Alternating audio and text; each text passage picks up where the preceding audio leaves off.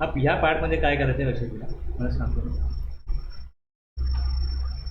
की जे आपण टॅलीमध्ये काम करतो, जे काम तुम्ही टॅलीमध्ये करत असाल त्याला आपण समजण्यासाठी अंडरस्टँडिंग पर्पज 3 पार्टमध्ये त्याला आपण विभागतो. एक म्हणजे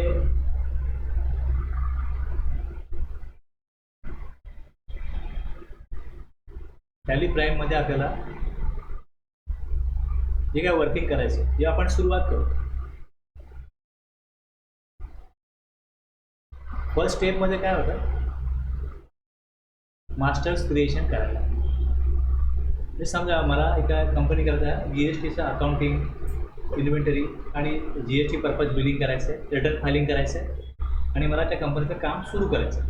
तर मी प्लॅनिंग कसं करीन, पहिले मी विचारतो की तुमच्याकडे मला मास्टर्स क्रिएशन करायचं आहे, तर याच्यामध्ये तुमच्याकडे पार्टी लेजर्स बनवायला लागतील.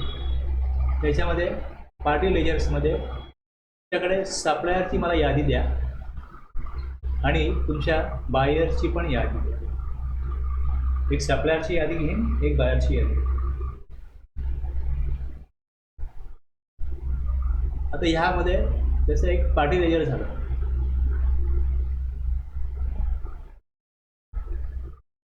त्याचप्रमाणे दुसरं मी घेईन की तुम्ही कुठले प्रॉडक्ट विकता, की तुमच्याकडे कुठले कुठले स्टॉक आयटम आहेत. या स्टॉक आयटमची मला लिस्ट पाहिजे, स्टॉक आयटम्स, आणि त्याचं HSN पण मला पाहिजे, HSN कोड पाहिजे, स्टॉक आयटम्सचे HSN कोड पाहिजे. पार्टी लेजर्स, सप्लायर आहे, बायर. तर जसं मला स्टॉक आयटम्सची लिस्ट मिळते, HSN कोड मिळतात, तर गव्हर्नमेंटनी त्या स्टॉक आयटमला GSTचा रेट किती नोटिफाय केला आहे हे मला बघता येतं. मग त्यानंतर मी या आधारे GSTचा रेट जो आहे, रेट कुठल्या कुठल्या स्टॉक आयटमला किती आहे, म्हणजे 5%, 12%, 18% आहे, हे सगळं बघू शकतो. ही इन्फॉर्मेशन ह्याला मास्टर्स म्हणतात. ह्या माहितीला हे तुम्ही एकदा बनवलं का तुम्ही ती किती वेळा वापरू शकता. म्हणजे एखादा स्टॉक आयटम मला परचेस केला, सेल केला, तर मी एकदा बनवला आहे तर तोच मी अनेक वेळा, 1000 वेळा वापरेन ना पुढे. हे मी एकदा करून घेतो, याला म्हणतात काय, मास्टर्स क्रिएशन. एकदा मी क्रिएट करून घेतो. आता याच्यामध्ये पार्टी लेजर आहे, पार्टीचं जो सप्लायर आहे, बायर आहे, यांचा GSTN नंबर, त्यांचे ॲड्रेसेस हे त्यामध्ये फिट करायला लागते. तुम्ही एकदा फिट केले तर नेक्स्ट टाईम तुम्हाला ती पार्टी तुमच्या एंट्री करताना लिस्टमध्ये मिळून जाते. त्या नाव टाकलं तर त्याचा ॲड्रेस, त्याचा GSTN नंबर हे बिलिंगमध्ये येतं. ठीक है ना, ओके ना. अब दूसरा आगे क्या करेंगे हम, सेकंड स्टेप में क्या करेंगे, एक्चुअल में वर्किंग जब आप करेंगे तो आप ट्रांजैक्शंस रिकॉर्ड करेंगे. ट्रांजैक्शंस क्या होंगे आपके, जैसे परचेस है,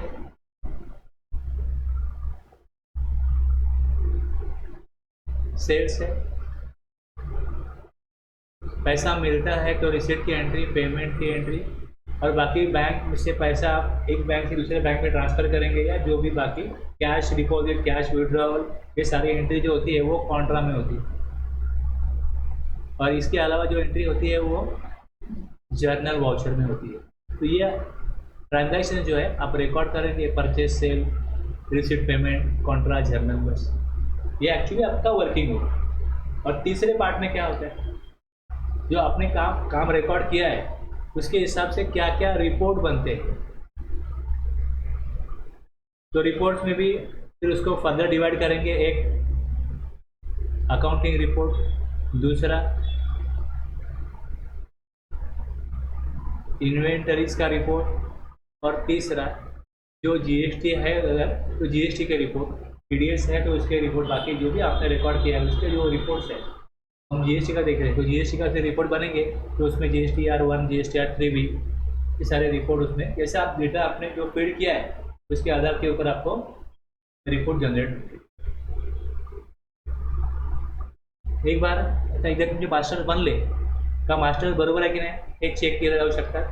त्यानंतर ही जी तुम्ही एंट्री करता, तुमचे जे रेकॉर्ड्स आहेत, ट्रान्झॅक्शन्स आहेत, परचेस, सेल्स, रिसीट, पेमेंट. आता मोठ्या मोठ्या कंपन्यांमध्ये काय असतं, इंटरनल ऑडिट असतं. इंटरनल ऑडिटमध्ये काय होतं की जे काय काम चाललंय ते प्रॉपर नियमाप्रमाणे चाललंय की नाही, बरोबर सगळं रेकॉर्ड होतं की नाही, म्हणजे कुठल्याही प्रकारचा फ्रॉड होऊ नये किंवा चुकीच्या प्रकारे अकाउंट रेकॉर्ड्स मेंटेन होऊ नये म्हणून इंटरनल ऑडिट केलं जातं.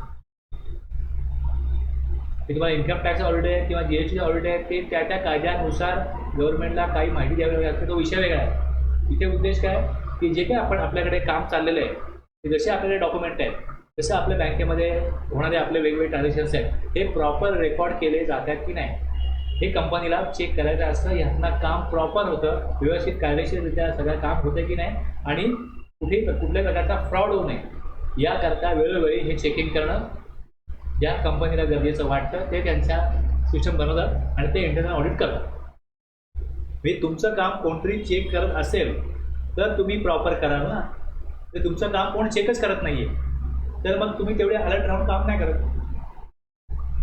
त्यामुळे मी जर मला एक्झाम द्यायची आहे, कोणतरी माझ्या परीक्षा घेणार आहे तर मी अभ्यास करीन ना, लक्षात घे ना व्यवस्थित. तसं हे तुम्ही जे काम केलं आहे बरोबर काम चाललेलं आहे, मग जो ऑडिटर असतो तो रिपोर्ट करतो की बाई ह्या गोष्टी बरोबर नाही आहेत, कुठल्या गोष्टी सापडत की बरोबर नाही हे चुकीचं होतं आहे. आता एक एक्झाम्पल आहे, AVL बनवलं, AVL बनवलं आणि ॲक्च्युअलमध्ये ते गुड्स जाऊ शकलेच नाही. आता जर AVL बनवलं तर गव्हर्नमेंटच्या पोर्टलला रिपोर्ट झालं की यांनी एक 7-8 लाखाचा माल पाठवला आहे आणि त्यानंतर काय झालं ॲक्च्युली काहीतरी प्रॉब्लेम झाला आणि तो माल गेलाच नाही आणि ते बिल कॅन्सल केलं. पण E-way बिलला ती इन्फॉर्मेशन गव्हर्नमेंटकडे गेली. आता मी बघितलं हे मी समजा ऑडिट करतोय इंटरनल ऑडिट, मी बघितलं की तुम्ही जी काय माहिती केली तर मी E-way बिलला बघतोय ते E-way बिलला माझ्याकडे मला इकडे 25 E-way बिलला बिल दिसत आहेत आणि तुमच्याकडे ॲक्च्युअलमध्ये 18च E-way एंट्री दिसत आहेत, बाकी 7 एंट्री कुठे गेल्या आणि मला ते दिसतंय की तुम्ही 7 एंट्री कॅन्सल केल्यात. ज्या नंबरचे E-way बिल आहे 25 जे E-way बिल बघतोय मी त्यात जे इन्व्हॉइस नंबर आहे त्यामधले मला 18 जे नंबर आहेत त्याचीच ॲक्च्युली इनवॉइस सेल्स एंट्रीज ह्या तुमच्या टॅलीमध्ये दिसत आहेत. बाकी 7 एंट्री मला इकडे कॅन्सल केलेल्या दिसत आहेत. मग त्या तुम्ही एंट्री ज्या कॅन्सल केल्या ज्या नंबरच्या, पण तुमच्या E-way बिलला मात्र त्या एंट्रीज कॅन्सल नाही केल्या गेल्या. कळलं काय?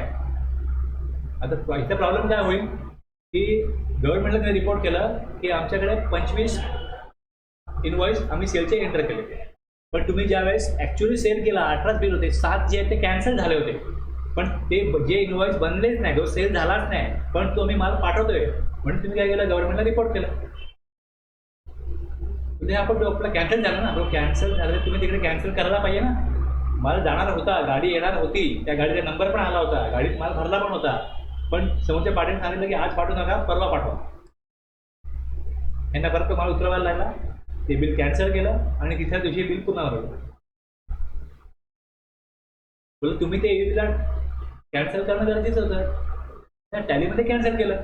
तर टॅलीत कॅन्सल केलं, पण GSTच्या पोर्टलला E-way बिलच्या पोर्टलला त्या बिलाची एंट्री गव्हर्नमेंटला सापडते.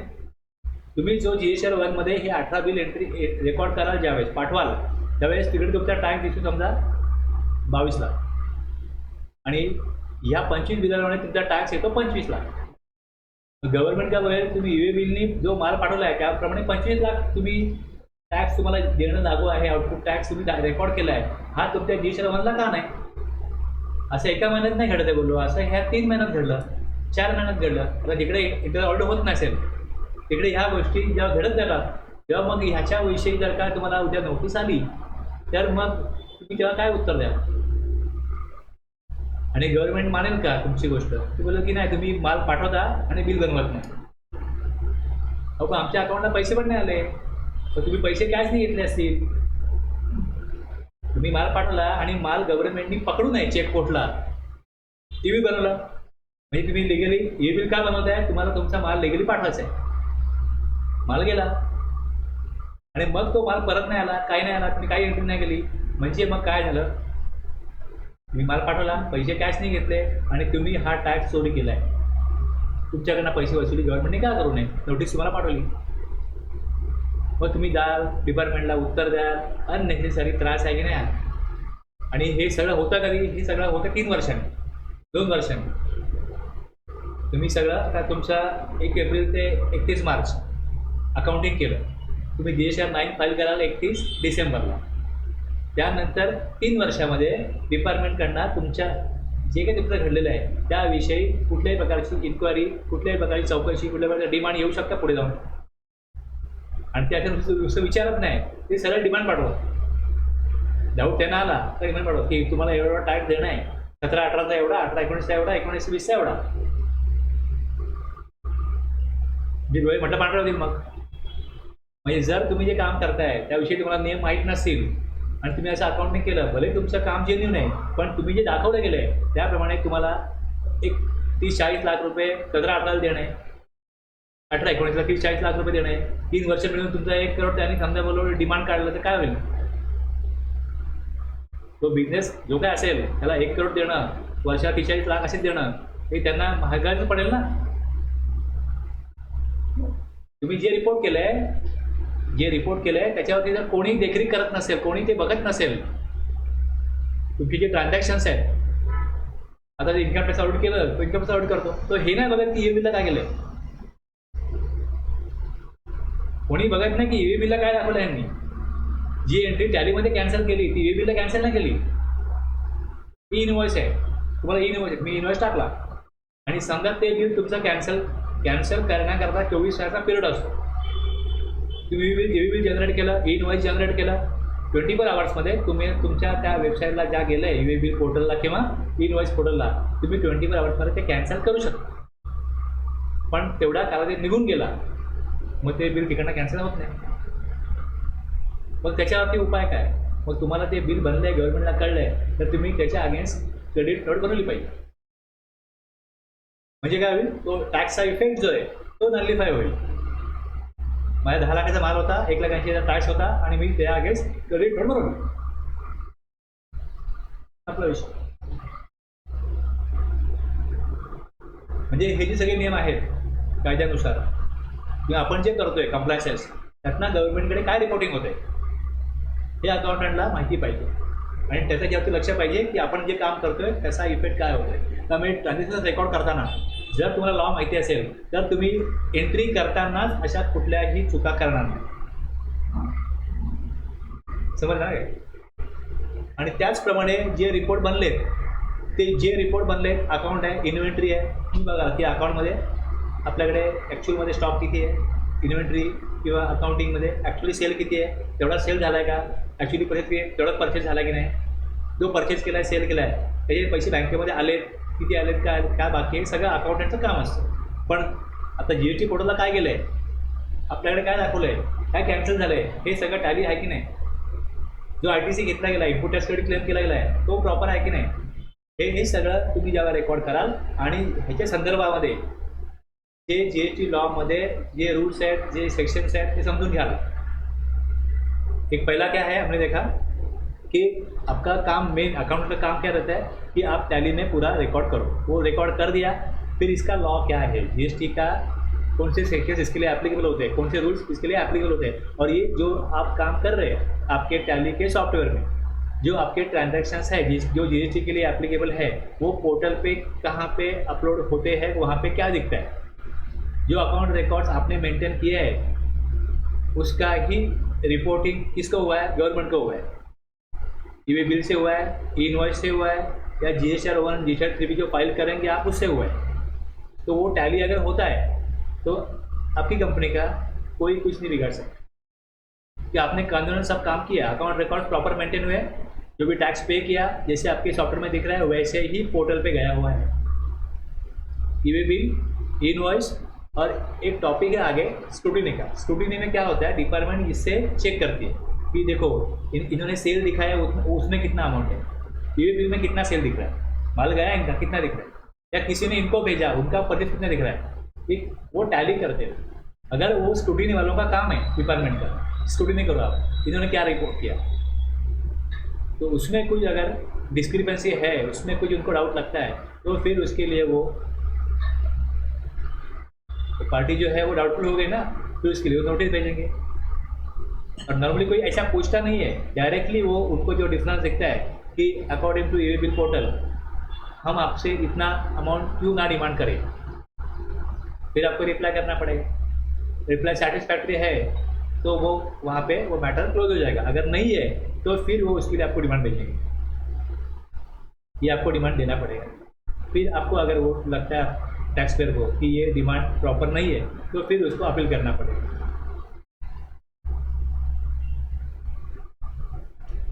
तो जहाँ पे आपका अकाउंटिंग ही प्रॉपर हो गया, अकॉर्डिंग टू लॉ हो गया, तो कुछ भी ऐसी संभावना नहीं होगी आगे कि आपको कोई नोटिस दे।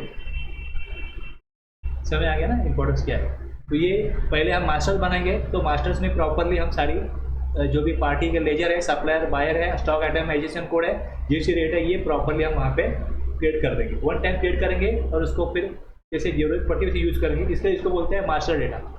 और दूसरा लेवल पे क्या है, ट्रांजैक्शंस। और तीसरे लेवल पे जो हमने रिकॉर्ड किया है, तो अकाउंटिंग रिकॉर्ड में क्या होता है, आपका सेल रजिस्टर, परचेज रजिस्टर, फिर पार्टी का लेजर, ये सारे आपके रिपोर्ट जो है वो अकाउंटिंग में आते हैं।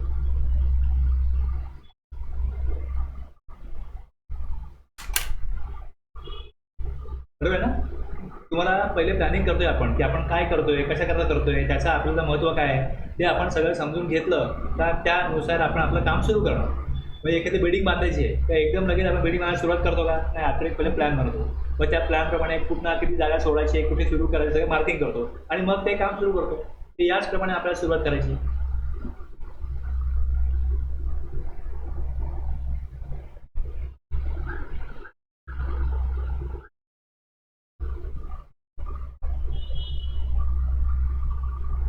मी सुरू केलं असं येईल, तुमचं असं येतं, मी हां असं येतं। आता हे तुम्हाला समोर जे पाथ दिसतोय, हा जो पाथ समोर तुम्हाला दिसतोय, हा पाथ कसा आहे की इकडे डेटा आहे, या डेटामध्ये डेटा पाथ, इकडे जो पाथ तुम्ही डिफॉल्ट सेट कराल तो येईल, तो पाथ दिला आहे तिथे ऑटोमॅटिक येतो, बाय डिफॉल्ट तो येतो। जर तुम्हाला त्या पाथला काम करायचं नसेल तर तुम्ही इकडे जाऊन सिलेक्ट फ्रॉम ड्राईव्ह कराल। आता हे बाय डिफॉल्ट काय येतं, इकडे सिलेक्ट कंपनी येतं। सिलेक्ट कंपनी कशासाठी येतं, एक्झिस्टिंग कंपनी ओपन करण्याकरता तुम्ही सिलेक्ट कंपनीतनं करता ना। आणि जर तुम्हाला नवीन कंपनी बनवायची असेल तर वरती क्रिएट कंपनी आहे। आता क्रिएट कंपनी कुठे होईल, जो डिफॉल्ट पाथ आहे, जो डिफॉल्ट पाथ आहे तिकडेच होईल। हा जो वर दिसतो डिफॉल्ट पाथ तिकडेच होईल। मला या पाथला नवीन कंपनी नाही बनवायची, ओके। आता मी इकडे जाईन, scene select from drive, D drive, यामध्ये हे माझे फोल्डर आहेत ड्राईव्हमधले, मी यातना घेईन। आता इथे मी कुठलंही या फोल्डरमध्ये हे बनवू शकतो। तर समजा मला इकडे एक वेगळा फोल्डर बनवायचा असेल, ओके, मी ते आलो, हा डी ड्राईव्ह आहे, डीमध्ये लर्नर्स आहे, मी इथे काय कराल,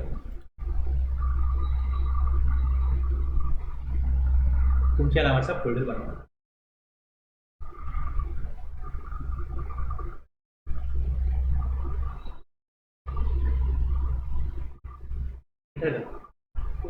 आता हा जो फोल्डर आहे मी असं बनवून घेतला, या लिस्टमध्ये तो येणं अपेक्षित आहे। तिथे परत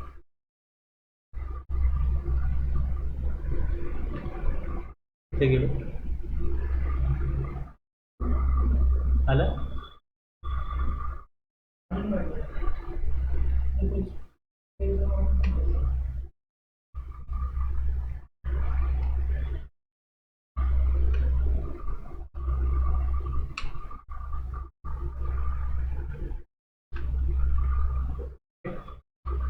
आता ये आलं ना। तर इथे नाव द्या first enterprises, FIRST enterprises, E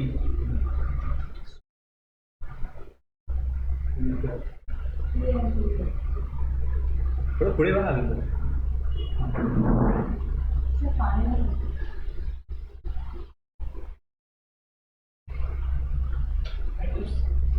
खाली पुढे काही ॲड्रेसमध्ये काही महाराष्ट्र,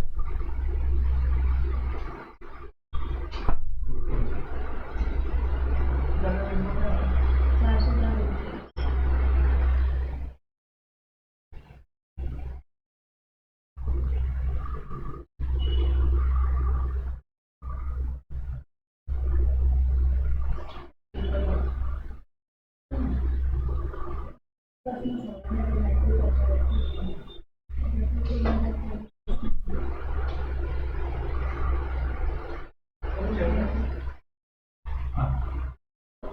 ठीक आहे. तुम्ही टाकलं तिकडे मेलिंग नेम टाकलं आणि टाकलं ठीक आहे, एंटर करा बस. ॲक्सेप्ट पुढे जाईल खाली. हां ॲक्सेप्ट येस. आता ही कंपनी कुठे बनेल, तुम्ही जेव्हा याला येस करता ही कंपनी कुठे बनेल? तुमचा जो फोल्डर आहे त्यामध्ये बनेल. आता त्यामध्ये ॲक्च्युली कंपनी बनते म्हणजे काय बनतं? तुम्ही बॅकअप वगैरे घेता, बॅकअप घेतात मी जेव्हा काम करतो. पुढे हे आलं ना, एक मिनिट पहिले बघा.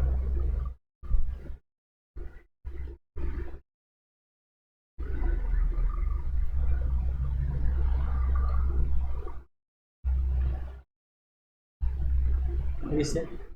आता तुम्ही कुठल्या डायरेक्ट काम करता? टॅली प्राईममध्ये कुठल्या व्हर्जनला काम करता?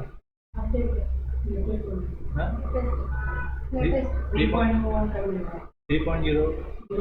हां ते वापरता. पण तुमच्या इकडे हा जो फोल्डर आहे हा बघितला आहे काय किती डिजिट्स आहे?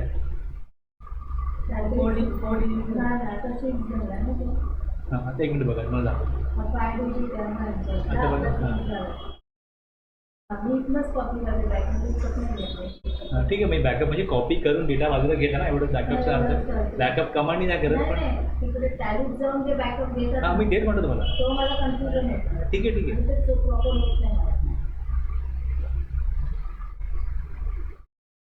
तुम्ही जे काम करता ते काम ह्या फोल्डरमध्ये सेव्ह होतं, तर तुम्ही हा फोल्डर बाजूला काढून घेतला म्हणजे बॅकअप झाला. इनफ एवढं पुरेसे. तुम्ही तिथली कमांड वापरा, मग ते कॉम्प्रेस करणार, एक वेगळी फाईल काढणार, ते तुम्ही करत नाही.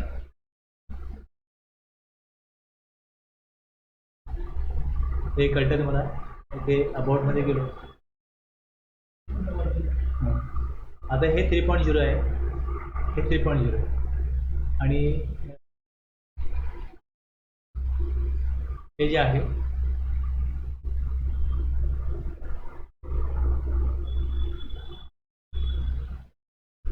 हे 2.1. आता दोन्हीमध्ये फरक काय लक्षात घ्या.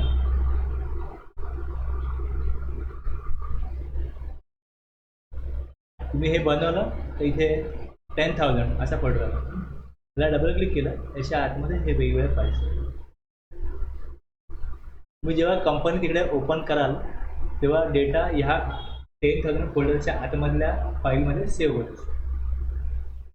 तुम्ही जे ॲडिशन कराल, तुमचं जे ट्रान्झॅक्शन आहे, तुम्ही मास्टर डेटा प्रिंट कराल, ह्यात कुठल्या फाईलला तो डेटा जातो आपल्याला माहिती नाही, आणि ते आपल्याला माहिती असण्याची गरज नाही.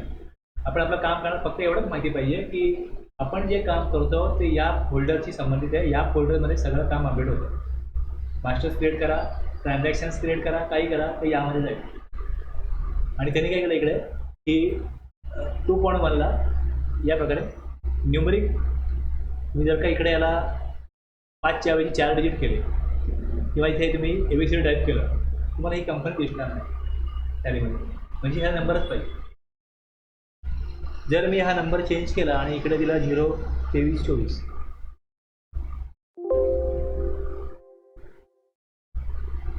हे आलं एक हे बघा. पहिले हे मी करतो क्लोज. एक कंपनी ओपन झाली, या कंपनीला मला आता ओपन झाली आहे, शर्ट कंपनी म्हटलं बंद होईल.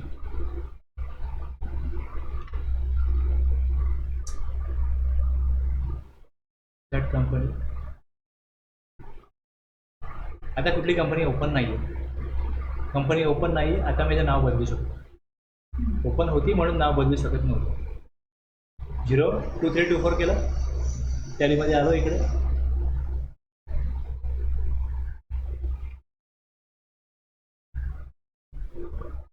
झाला अपडेट 02324.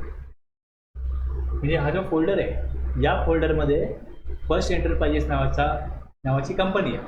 त्याचा पिरियड दिसतो पुढे, आणि इकडे तो जो फोल्डर आहे तिकडे त्या फोल्डरचं नाव काय हे इकडे कळतं 02324. तर तो फोल्डर सांभाळून ठेवणं ही जबाबदारी आहे, जर डेटा तो प्रॉपर मेंटेन झाला पाहिजे तर. आता मी काय करतो, या प्रकारे नावं देतो की 2122 आहे, मग 02122.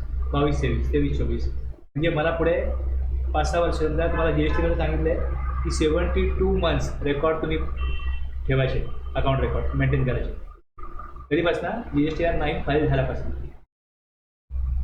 GSTR 9 आपने जब फाइल किया है तब से आगे 72 मंथ्स आपको ये रिकॉर्ड्स और जो भी डॉक्यूमेंट्स है और ये अकाउंट रिकॉर्ड्स है ये आपको मेंटेन करने पड़ेंगे. हाँ 72 month 6 years. GSTR GSTR 9 file जब किया उसका GSTR 1 रहता है, GSTR 3 भी रहता है. वो हो सकता है आपका मंथली हो या क्वार्टरली हो. और फिर इसके बाद 31 दिसंबर को आपका होता है एनुअल रिटर्न GSTR 9. उसकी ड्यू डेट जो है उससे 72 मंथ तक मतलब 6 ईयर तक आपको जो आपने अभी काम किया है उस फाइनेंशियल ईयर में उसका जो भी अकाउंट रिकॉर्ड्स है वो 72 मंथ उसमें लिखा है वैसे ही बोल रहा हूँ. मतलब 6 ईयर आपको वो रिकॉर्ड मेंटेन करने, डॉक्यूमेंट्स रिकॉर्ड मेंटेन करने. तो अगर वो मेंटेन करना है तो ये जिम्मेदारी है अकाउंटेंट की कि वो फोल्डर को वो संभाल के रखे. कैसे मालूम पड़ेगा कौन से फोल्डर में क्या है? तो आप एक ही कंपनी को उसका पीरियड एक्सटेंड करके कितना भी आगे बढ़ा सकते हो. तो समझो ये मेंटेन किया आपने, कंपनी को मैंने ओपन किया तो इसका पीरियड मैं एक्सटेंड करूँगा. अभी यहाँ पे दिख रहा है करंट पीरियड क्या है, तो ये पीरियड को मैं चेंज करूँगा. यहाँ पे जो पीरियड है मैं चेंज करूँगा 23-24 है, आगे करूँगा 24-25 तो वो काम चलेगा. आगे 25-26 तो वो काम चलेगा. तो एक ही कंपनी में मैं कितने भी साल के लिए एक्सटेंड कर सकता हूँ. हमें आ गया. अभी एक कंपनी में एक अकाउंटेंट था जिसने मेरे पास कोर्स किया था. बोलता है कंपनी मेरी बहुत स्लो ओपन होती है. मेरा डेटा आपका पहले साल का कहाँ पे है? बोलते मुझे पता नहीं, मैं अभी ये जॉब पे ज्वाइन हुआ हूँ. तो मैंने बोला ऐसे करके देखो पीरियड चेंज करके. तो उसके पहले वाले सारे 8, 9, 10 साल का डेटा उसमें ही था. समझ में आ गया ना क्या बोलते. तो अभी समझो आपको एक एक साल का डेटा अलग अलग रखना है तो आपको कंपनी को स्प्लिट करना पड़ता. तो स्प्लिट करने के लिए फिर उसमें दूसरा ऑप्शन रहता है कि इसमें स्प्लिट कर दो. अगले साल के लिए मैं कंपनी को डेटा जो है 23-24 इसमें रिकॉर्ड करूँगा, 24-25 आगे दूसरे फोल्डर में रिकॉर्ड करूँगा. इसे यहाँ पे ये फोल्डर है तो मैंने ये रिकॉर्ड कर दिया. आगे जैसे ही मार्च हो जाएगा तो मैं अप्रैल से क्या करूँगा, स्प्लिट कर दूँगा, दूसरा फोल्डर बनेगा उसमें वो डेटा. तो एक बार एक ही फोल्डर में कितने भी साल काम करना है करो, लेकिन फिर उसका एक्सेस जो है वो स्लो होता है. ओपन स्लो होता है, सेव स्लो होता है. और बैकअप लेने जाएंगे तो बहुत बड़ा साइज होता है क्योंकि इसमें 10 साल का बैकअप है. अभी आपका जो भी इसका साइज देखेंगे, जो भी ये सब फाइल मिला के जो साइज़ होगा, जो मैं इसको जिप कर दूँगा, इसको मैं बैकअप के लिए जिप करूँगा, सेंड टू कंप्रेस. ये जिप फाइल बन गई. अभी ये 17 KB है. जैसे जैसे उसमें डेटा बढ़ता जाएगा वो MB फिर GB तक चला जाएगा. और फिर उसको आपको बैकअप करना, ईमेल पे कहाँ रखना है वो रखना है, उसके लिए ज़्यादा स्पेस और टाइम भी लगता है अपलोड होने के लिए. तो एक ऑप्शन है कि आप एक ही, जैसे आपको लगता है कि ये मेरे लिए एक ही कंपनी ठीक है तो आपका चॉइस है. और अगर लगता है कि नहीं 10 साल के लिए 10 कंपनी बनाओ, 10 फोल्डर बनाओ, तो फिर उसको आप स्प्लिट करके बना सकते हो. अभी मैंने कंपनी बनाई तो मैं कंपनी के बारे में ही बोल रहा हूँ. बोले क्या कि आपने कंपनी बनाई, तो कंपनी बनाई मतलब क्या हुआ? हम कंप्यूटर में जो भी काम करते हैं वो कहाँ पे होता है? फाइल और फोल्डर में होता है. तो यहाँ पे एक ड्राइव है, ड्राइव में मतलब ड्राइव किस में? हार्ड डिस्क में. तो हार्ड डिस्क में ड्राइव था, वो ड्राइव में फोल्डर था, उसमें फाइल बन गई. और उसको वो फोल्डर को संभालने के लिए हो सकता है कि आप जिप बनाओ और उसको फिर कोई दूसरे मीडिया में, उसके पास कोई बैकअप हार्ड डिस्क होगा, ईमेल होगा, उसमें उसको भेज दो, या क्लाउड होगा, क्लाउड पे डाल दो. ठीक है. जैसे ये चलेगा, अभी लेटेस्ट वर्जन है, इसमें आप बनाओगे 3.0 है.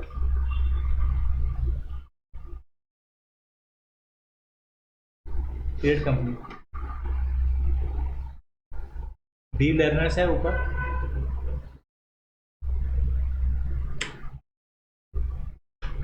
आ गया.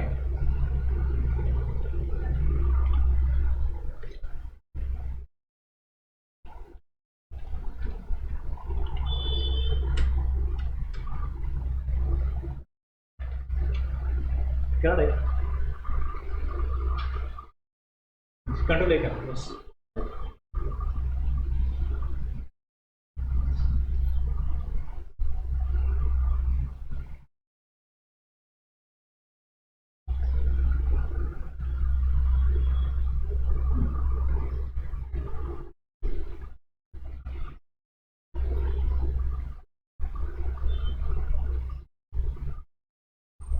जैसे ये बन जाता है आगे है ना, आपको अकाउंटिंग के लिए देखो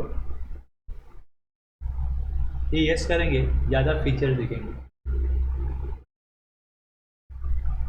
मला काय ते फीचर्स पाहिजेत, बाय डिफॉल्ट काही यस आहे काही नो आहे।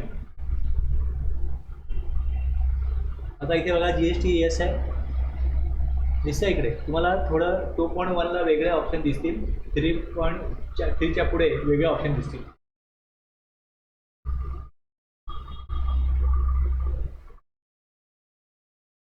सांगतोय पण काय, ठीक आहे। आता मी बाय डिफॉल्ट जे आहे ते इयर ॲक्सेप्ट केलं। आता याचा का बनला इकडे फोल्डर दिसतोय बघा, हा 5 आहे हा 6 आहे। जर मी याचं पण नाव बदलायला गेलो तर मला मग 002324 असं द्यायला लागेल, पण 6 दिली आतमध्ये बघायला याच्या।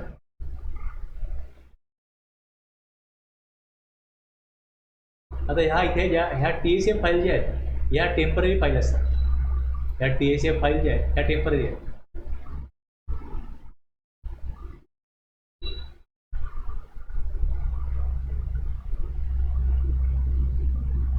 ह्या इकडे जास्त वाटतं TSF फाईल, इकडे एखादी फाईल जास्त वाटतं डिपेंड। ह्यातून त्यांनी काय केलं, फ्रीमध्ये स्पीड वाढला। मी ओपन केला जर कुठे रिपोर्ट तर वेळ लागतो जास्त 2.1।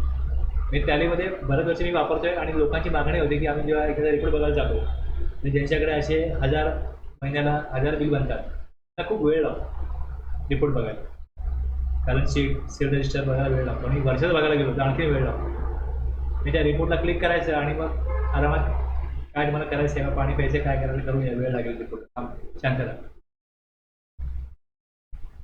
मग ऑडिटचं वगैरे काम करायला गेलो आणि पूर्ण जर वर्षाचं बघायचं असेल तर खूप वेळ लागायचा।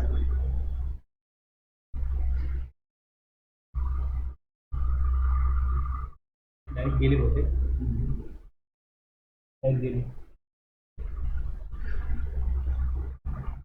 कळलं एवढं।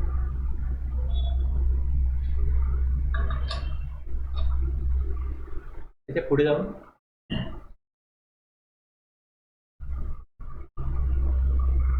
हे आपल्याकडे 4 एक्झरसाइज आपल्याला बघायचे। तर एक्झरसाइजचा तुम्हाला म्हणजे उद्देश काय माझा एक्झरसाइज घेण्याचा की मास्टर्स क्रिएट करा, अकाउंटिंग करा आणि मग त्यानंतर हे जे रिपोर्ट्स आहेत GSR 1, 2A, 3B, आता 2B आहे, हे सगळं प्रॉपर कळावं। आणि वेगवेगळे जे इनवॉइस टाईप आहे, जसं टॅक्स इनवॉइस असतो, जर तुम्ही टॅक्स कलेक्ट करताय तर टॅक्स इनवॉइस हे हेडिंग आलं पाहिजे। जर एक्झाम सप्लाय होतोय, हे मी आईस्क्रीम विकतोय तर मी हेडिंग दिलं पाहिजे टॅक्स इनवॉइस। जर मी दूध विकतोय तर हेडिंग येईल बिल ऑफ सप्लाय। आणि त्या डीमार्ट सारखे एखादं शॉप आहे, ते अनरजिस्टर्ड पर्सनला ज्यावेळेस सप्लाय करतात त्यावेळेस तो व्यक्ती काय घेतो, टॅक्सवर सप्लाय पण घेतो आणि एकदम सप्लाय पण घेतो। मग त्यावेळेस त्यांना जर टॅक्सवर सप्लाय आहे तर तुम्ही रूल 46 प्रमाणे टॅक्स इनवॉइस बनवा, आणि जर एकदम सप्लाय आहे त्याचा रूल वेगळा आहे, त्याप्रमाणे तुम्ही काय करा बिल ऑफ सप्लाय बनवा। त्याच्याकरता हे त्रासदायक होतं, मग त्यांच्याकरता invoice cum bill of supply असा एक इनवॉइस टाईप काढण्यात आला। म्हणजे तुम्ही टॅक्सेबल आणि एक्झाम हे दोन्ही प्रकारचे गुड्स जर तुमचा रेसिपियंट कस्टमर बायर जर अनरजिस्टर्ड पर्सन असेल, अनरजिस्टर्ड, तर ते तशा प्रकारे एकत्रपणे टॅक्सेबल आणि एक्झाम गुड्स एकत्र सप्लाय करू शकतो। एका इनवॉइसमध्ये ते सगळं रेकॉर्ड करून ते बिल त्यांना देऊ शकतात। पण जर रेसिपियंट हा रजिस्टर आहे आणि सप्लायर ज्यावेळेस टॅक्स इनवॉइस बनवतो त्यावेळेस त्यात त्यांनी एक्झाम प्रॉडक्ट टाकणं हे नियमानुसार नाही, हे नियमात बसत नाही। हे सगळे नियम आपण पुढे शिकणार आहोत, लक्षात घ्या फक्त। तर याप्रमाणे तुम्हाला हे सगळं कळण्यासाठी मग आपण या एंट्री करणार. मग तुम्हाला मी दाखवणार बघा, हे आपण आता एक पहिले मास्टर बनवले, हा टॅक्सेबल आहे, अशा प्रकारे याला आपण टॅक्सेट टाकला आहे. दुसरा एक्झाम्पल आहे, याला आपण एक मॅगझिन आहे, त्यावर जीएसटी लागत नाही. जर मी बूस्ट घेतो ह्याच्यावर जीएसटी लागत नाही. कसं झालं? तर याच्यामध्ये काय होतं, जसं तुम्ही ते स्टॉक आयटम बनवाल आणि त्याचा इनवॉइस बनवाल, तुम्हाला त्या नियमाप्रमाणे त्या सॉफ्टवेअरमध्ये ते हेडिंग येईल आणि जे कंटेंट त्या इनवॉइसमध्ये असायला पाहिजे ते कंटेंट तुम्हाला त्या इनवॉइसमध्ये सगळे आलेले दिसतील. ये पहले अपन क्या करना, मास्टर्स क्रिएशन, पहले हम क्या करेंगे, मास्टर्स क्रिएशन करेंगे, सारी चीज़ों को कॉन्फ़िगर करेंगे. अभी इसमें क्या है, कॉन्फ़िगरेशन है, वो करना पड़ेगा. ये आप स्टॉक आइटम बनाओ और सारा जो भी इन्फॉर्मेशन वो कलेक्ट करो. आपका सप्लायर क्या है, उसका नाम क्या है, एड्रेस क्या है, जीएसटीएन नंबर क्या है, स्टॉक आइटम क्या है, HSN कोड क्या है, ये सारी चीज़ें आप रिकॉर्ड करेंगे तो वो प्रॉपरली उसके हिसाब से काम चलेगा उसका. ठीक है. अब यहाँ पे आपको दिया गया है इस तरीके से कि क्रिएट कंपनी नेशनल ट्रेडर्स, या आप कंपनी बनाओ नेशनल ट्रेडर्स. यहाँ पे आपका जो फोल्डर है वो आपको लेना है, चूज़ करना है, और फिर जो आपका नाम जो आप नीचे देंगे उसमें वो क्या होगा, उस फोल्डर में वो सेव होगा. इसीलिए मैंने एरो दिखाया है ऐसा. ठीक है.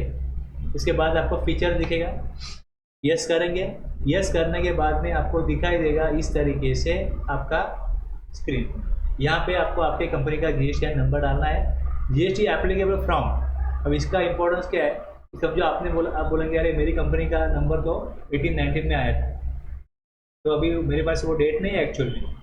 यहाँ पे समझो आपने मई डाल दिया, समझो आपका अभी साल चल रहा है फिनेंशियल ईयर 23-24, तो जैसे आपने वहाँ पे डाला 1 अप्रैल 23, तो आपका जीएसटी एप्लीकेबल आपकी कंपनी को है 1 अप्रैल से, तो 1 अप्रैल से ही आपका जीएसटी का बिल बनेगा. अगर आप डालते हैं 1 अप्रैल तो कोई प्रॉब्लम नहीं है. आपके बड़े कंपनी का नंबर आया है 2018 से. यहाँ पे अगर मैं डालता हूँ 1 जुलाई, तो 1 अप्रैल टू 30 जून जीएसटी एप्लीकेबल नहीं था कोई कंपनी को, इसे नया नंबर निकाला होगा, तो वो 3 महीने क्या होगा, जीएसटी का बिलिंग नहीं होगा. और यहाँ 1 जुलाई देगा, तो 1 जुलाई के बाद में क्या होगा, जीएसटी का जो भी ऑब्लिगेशन उसके ऊपर आ गया तो अकॉर्डिंगली इनवॉइस बनेगा.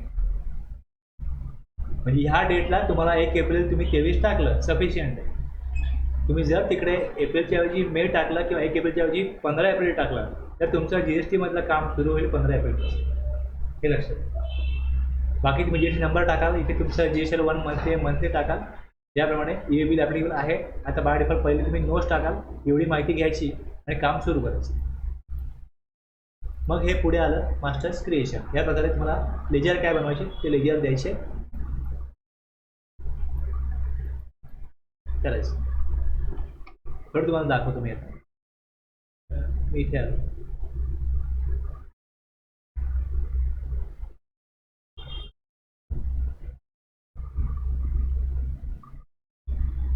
हे बनलं माझ्या फर्स्ट एंटरप्राइजेस. खाली मी इकडे येईन, डिस्प्ले रिपोर्टच्या समोर मला रिपोर्ट दिसतो. म्हणजे रिपोर्टचा पार्ट इथे खाली पण आहे, म्हणजे हा जो खाली पार्ट दिसतो report, balance sheet, profit and loss, stock summary, ह्या रिपोर्टमध्ये हे मेन आयटम इथे आहेत. आणि आणखीन रिपोर्ट तुम्हाला मोर रिपोर्टला दिसतील. आणि इथे काय मास्टर्समध्ये create alter chart of account. तुम्ही कधी चार्ट ऑफ अकाउंट वापरले, आपने यूज़ किया है कभी इसको? मतलब टैली ERP में भी था, ये टैली ERP में ये सामने नहीं था, डिस्प्ले मोर रिपोर्ट में जाना पड़ेगा. चार्ट ऑफ अकाउंट्स हे तुम्ही इथे घेतलं लेजर्स. अभी आपने जो लेजर्स आहे ते आपल्याकडे जे आठवले लेजर्स आहेत, म्हणजे आपण काय करतो तसं जे काम करतो बघा, प्रॉफिट अँड लॉस आणि बॅलन्स शीट हे 2 रिपोर्ट तुम्हाला काय दाखवतात. साधा आणि सोपा प्रश्न आहे. मी एक जनरल पॉईंट ऑफ व्ह्यू तुम्हाला विचारतो, हे काढू आता.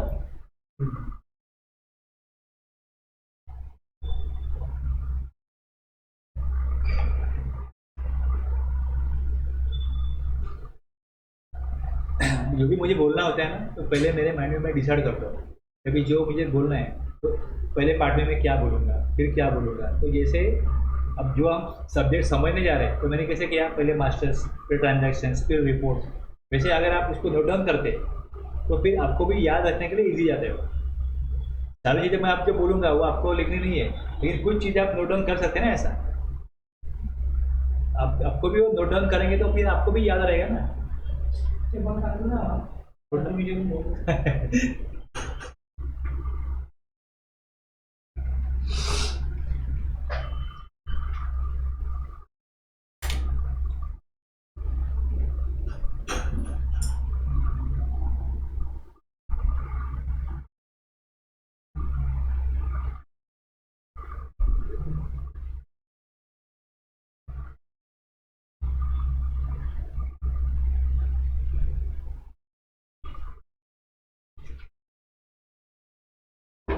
अभी आप किधर नई जगह गए, आपको बोला ठीक है आप पहले से नई नई कंपनी बनाओ, तो आपको इस तरीके से सोचना पड़ेगा ना। नए से आप काम शुरू करो तो आप बोलेंगे मुझे मास्टर्स चाहिए। मास्टर मतलब क्या बोलेंगे, पार्टी का लेजर दो, सप्लायर के नाम क्या है, बायर के नाम क्या है, उनका नेम, एड्रेस, जीएसटी नंबर, तो पूरा आप रिकॉर्ड करके लेंगे। Stock item, HSM code, GST rate, ये सारी चीज़ें आपको चाहिए होगी, वो आप सब लेंगे।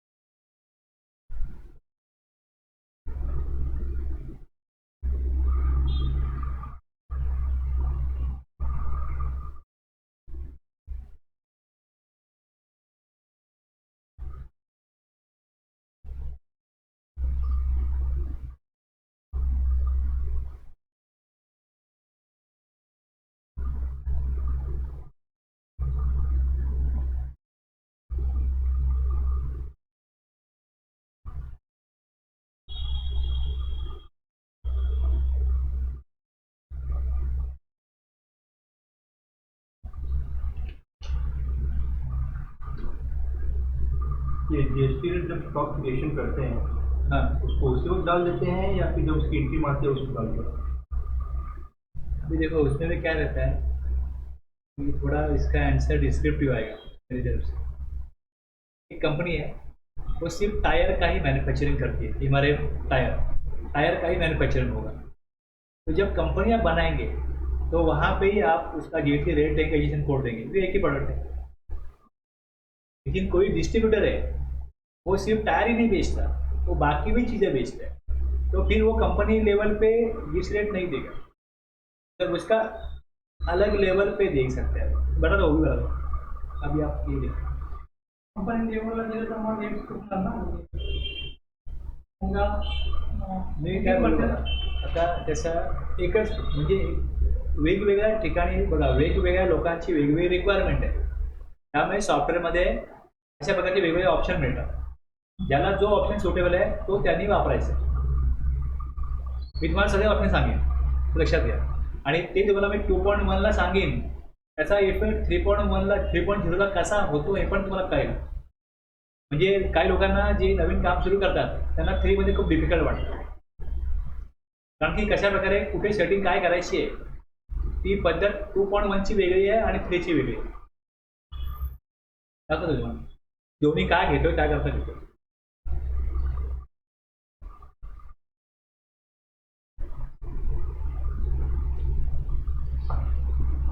ठीक आहे,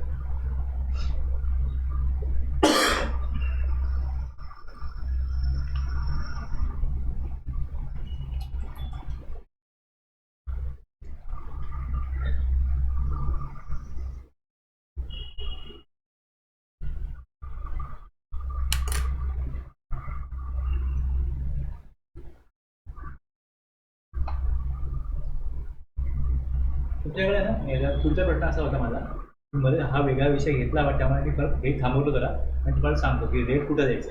ओके, हे फीचर्स आलं होतं, हे फीचर जेव्हा आलं होतं ह्याच्यामध्ये यस आहे, इकडे मी यस केलं, हे यस केल्यानंतर इथे खाली बघा जीएसटी रेट डिटेल असा ऑप्शन आला, इथे मी यस केलं, इथे यस केलं, याची कोड विचारला, तो मी टाकला इकडे, खाली टॅक्सेबल रेट टाकला, रिव्हर्स चार्ज नो आहे, 18% टाकलं. नाही नाही नाही, आता माझ्याकडे एकच प्रोडक्ट आहे, त्याला हा HSN कोड आहे, हे जसं टायर आहे, एकच प्रोडक्ट आहे. त्याचा जो HSN कोड आहे तो टाकला तर इथे दिला तर उपयोगी आहे. सपोज तुमच्या कंपनीचं एक तुम्ही डिस्ट्रिब्युटरशिप घेतली, तुमच्याकडे एकच प्रोडक्ट आहे, तर तुम्ही कंपनी लेवलला द्या. पण जर तुमच्या जसा बिझनेस एक्सपान्शन होत जाईल, मग तुम्ही म्हणाल की मी 2 प्रोडक्ट घेतो, 3 प्रोडक्ट घेतो, आता माझे वेगवेगळे काय डिसिजन कोड आहेत. मग अगोदर तुम्ही इथे काम केलं होतं, मग नंतर तुम्ही दुसरीकडे काम करायला लागाल, तर तुम्हाला 1 नाही 2, 4, 5, 10 डिसिजन कोड लागतील ना. पण सुरुवातीला असं काही योजना नव्हती म्हणून तुम्ही कंपनी लेवलला हे दिलं. असं वाटलं की आपल्याला हेच बरोबर आहे, आज जी रिक्वायरमेंट आहे आपली एकच प्रोडक्ट आहे, पुढे काय आपला एक्सपेन्शन प्लॅन नाही आहे, आणि तुम्ही सुरुवात केली. इकडे तो रेट दिला, HSN कोड दिला 8519, कंपनी बनवली. आता ज्या वेळेस तुम्ही पुढे जाता आणि स्टॉक आयटम बनवता, स्टॉक आयटम बनवणार करा तुम्ही.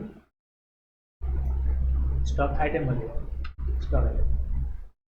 स्टॉक आयटम व्ह्यू मी क्लिक केलं, इकडे खाली आहे क्रिएट मास्टर, स्टॉक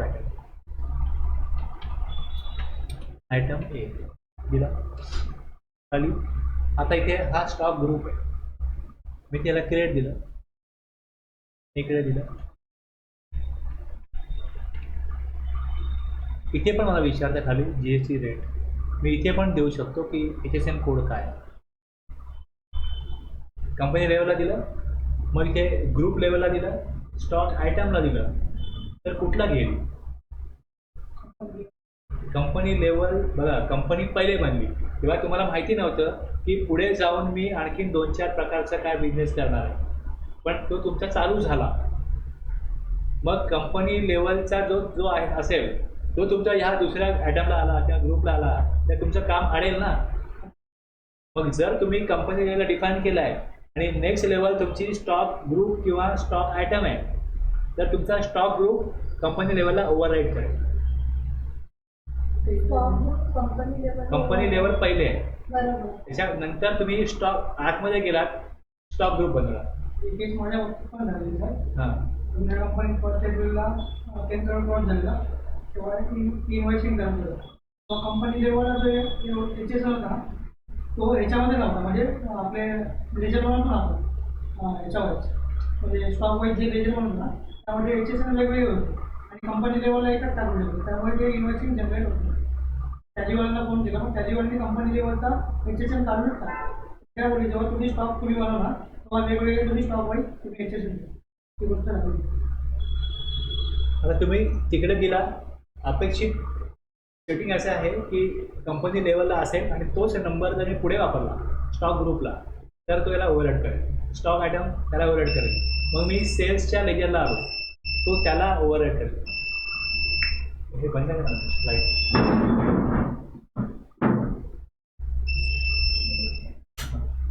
हा फॅन बंद करा.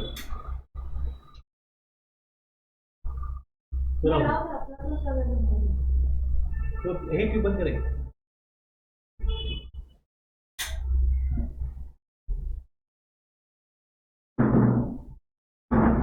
त्याचा बॅकअप जास्त वेळ नाही त्याला, म्हणजे ते लोड किती पण घेत होतो, पण ती बॅटरी वीक झाली, त्यामुळे काय होतं अर्ध्या तासात लाईट आली नाही, कम्प्युटर बंद झाला.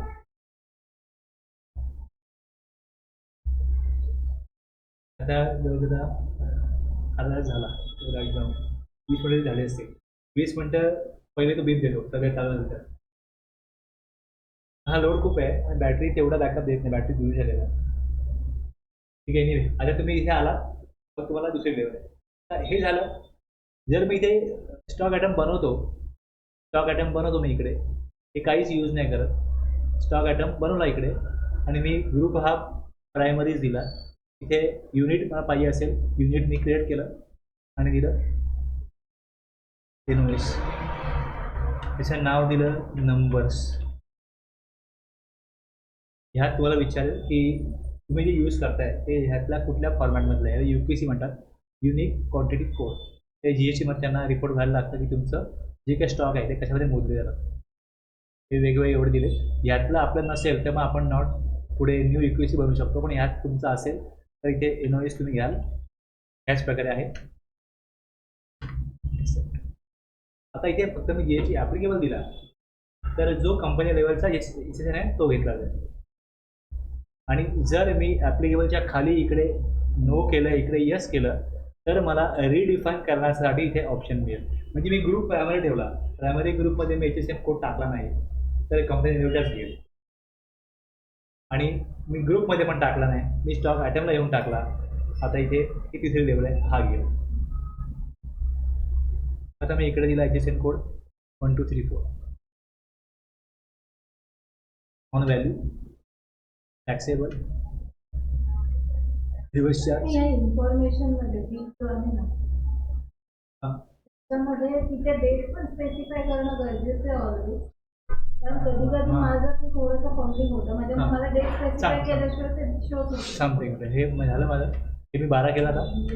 एक मिनिट बघा, मी ते ह्याला परत काढीन ना, हे परत जेव्हा काढतो तिथे इकडे 1 एप्रिल हे दिसतं. पहिल्यांदा भरताना तिथे डेट येत नहीं. फर्स्ट टाइम बनाते हो ना तब डेट नहीं दिख रहा, फिर इसको क्लोज करने के बाद फिर निकालते.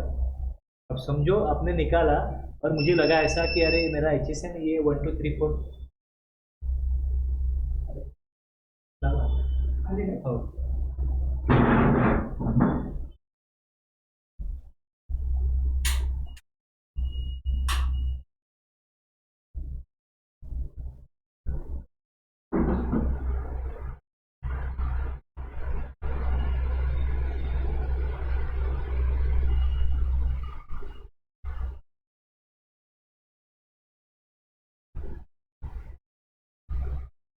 हां आलेलं आहे. हो गेले होते सांगितलं ते त्यावेळेला. 20-25 मिनिटापर्यंत गेले होते. म्हणजे हां. मला बोलले हां माझं पण चालू आहे. मोठी बोलायचं म्हणून ठीक आहे. हां, ठेवा.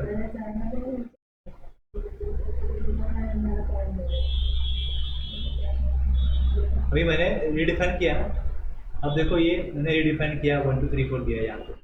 कंपनी लेवल का लेगा या ये लेगा?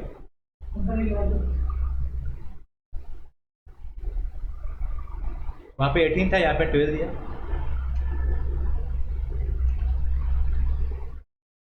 बन गया ना अभी.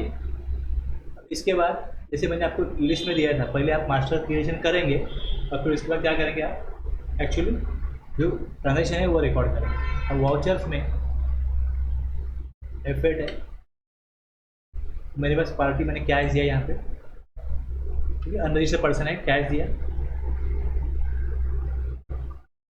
अभी मैं सेल कर रहा हूँ ना, मुझे सेल देना पड़ेगा, सेल्स का एजेंट बनाना पड़ेगा.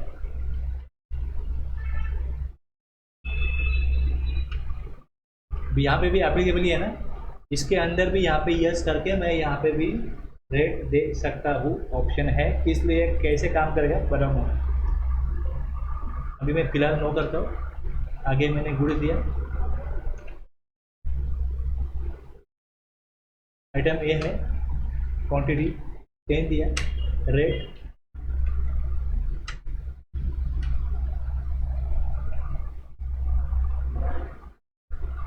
क्या ले रहा है कंपनी लेवल का. अगर देखो मैंने क्या बोला था, कंपनी लेवल के ऊपर आगे कोई लेवल आप यूज नहीं करते हो तो ही कंपनी लेवल का यूज होगा.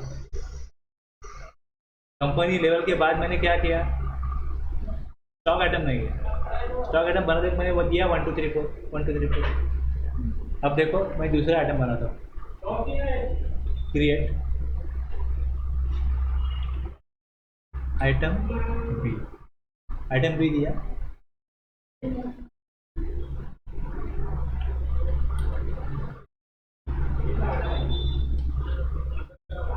अब यहाँ पे एप्लीकेबल हम कुछ करेंगे नहीं, यहाँ पे यस करेंगे नहीं, कुछ नहीं करेंगे. जैसा अंदर कोई दिया नहीं, मतलब ये मैं रीडिफाइन नहीं कर रहा हूँ. कंपनी पहले बनी ना तब जो डिफाइन किया है, अगर कुछ डिफाइन ही नहीं किया कर रहे यहाँ पे, एप्लीकेबल है, जीएसटी एप्लीकेबल है.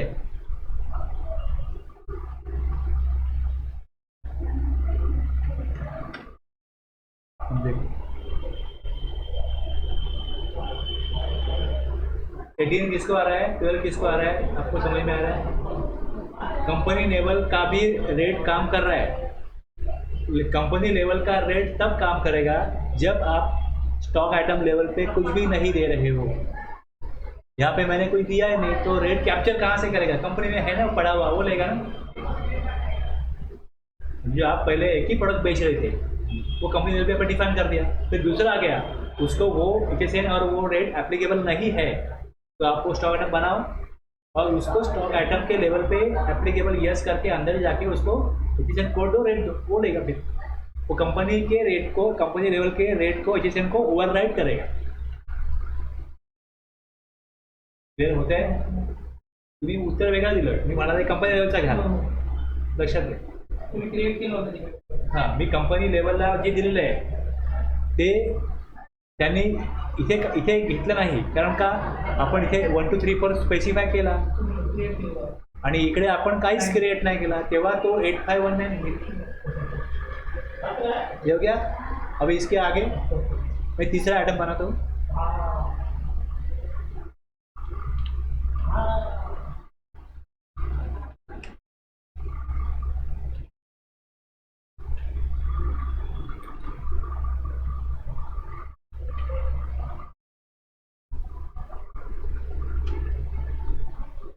यहाँ पे एप्लीकेबल दिया है, ठीक है।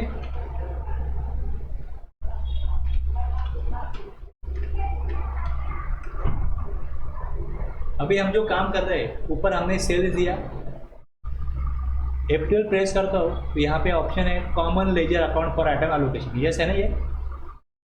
ये अगर आपका नो होगा, ये आपका नो होगा तो सिस्टम का बिहेवियर कैसा होगा देखो। जैसे आपने यहाँ पे आइटम ए दिया, आगे गए, ये देखो ये सेल्स है, ये आगे पूछेगा, ये आगे पूछेगा, ये ऐसे आगे पूछेगा। ऐसे क्यों करते हैं?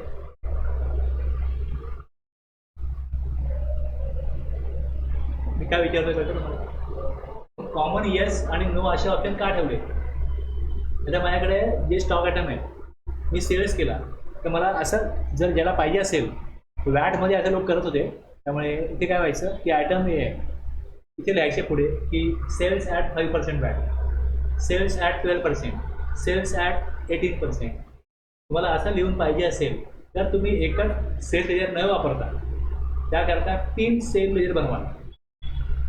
आप एक सेल लेजर बनाओगे जिसमें आप लिखोगे सेल्स 5% वाले गुड्स का, सेल्स 12% वाले गुड्स का और सेल्स 18% वाले गुड्स।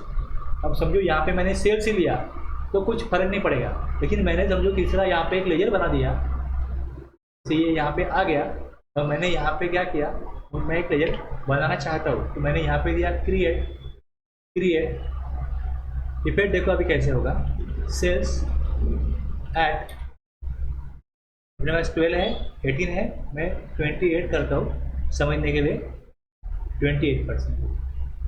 इन्वेंट्री यस, एप्लीकेबल यहाँ पे जाके यस करता हूँ और यहाँ पे मैं HSN कोड दूंगा। यहाँ पे मुझे देना पड़ेगा परचेज सेल्स टैक्सेबल और यहाँ पे 28%, ऐसा मैंने रेट दिया।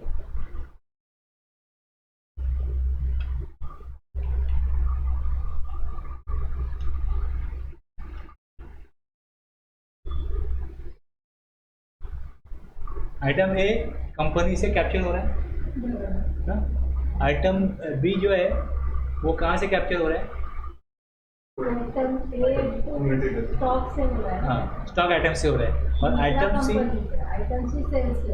हाँ, मतलब अभी आपने अगर समझो पहले कंपनी लेवल पे बना दिया होगा, तो नेक्स्ट आपके पास लेवल आता है स्टॉक ग्रुप, स्टॉक ग्रुप के बाद आता है स्टॉक आइटम, स्टॉक आइटम के बाद आता है लेजर, सेल का लेजर है ना।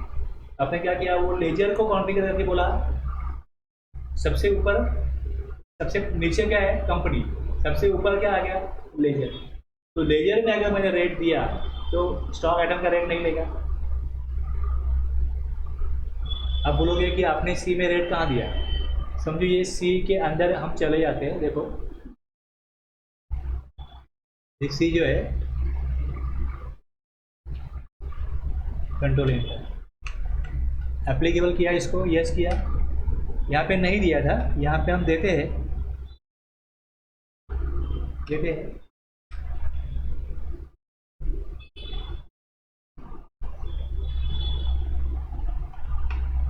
दिया ना यहाँ पे,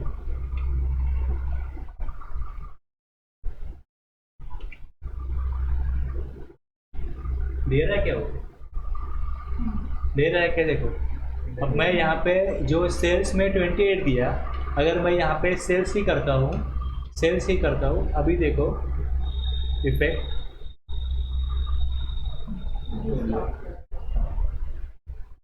आप दे अगर नहीं दिया तो मिलेगा ही नहीं, लेकिन दिया है मैंने 5 और इसके बाद मैंने बनाया सेल लेजर, तो सेल लेजर का लेगा।